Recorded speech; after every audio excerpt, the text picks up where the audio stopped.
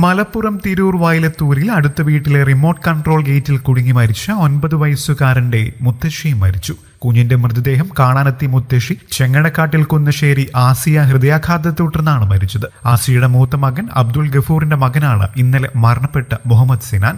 ആസിയയുടെ മൃതദേഹം കോട്ടയ്ക്കൽ സ്വകാര്യ ആശുപത്രി മോർച്ചറിയിൽ സൂക്ഷിച്ചിരിക്കുകയാണ്. വയലത്തൂർ അബ്ദുൾ ഗഫൂറിന്റെയും സജിലയുടെ മകനായ മുഹമ്മദ് സിനാൻ എന്ന കുട്ടിയാണ് അപകടത്തിൽപ്പെട്ടത്.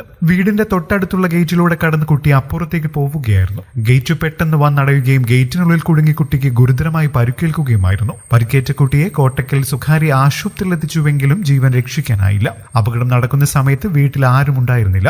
ആളുകൾ ഓടിക്കൂടി കുട്ടിയെ ആശുപത്രിയിലെത്തിച്ചുവെങ്കിലും മരണത്തിന് കീഴടങ്ങുകയായിരുന്നു. മൃതദേഹം മഞ്ചേരി മെഡിക്കൽ കോളേജ് ആശുപത്രിയിൽ സൂക്ഷിച്ചിരിക്കുകയാണ്. ഇന്ന് രാവിലെ പോസ്റ്റ്മോർട്ടത്തിന് ശേഷം കുടുംബത്തിന് വിട്ടു നൽകും. അതേസമയം സാങ്കേതികപരമായി എന്താണ് സംഭവിച്ചതെന്ന് വ്യക്തമല്ല.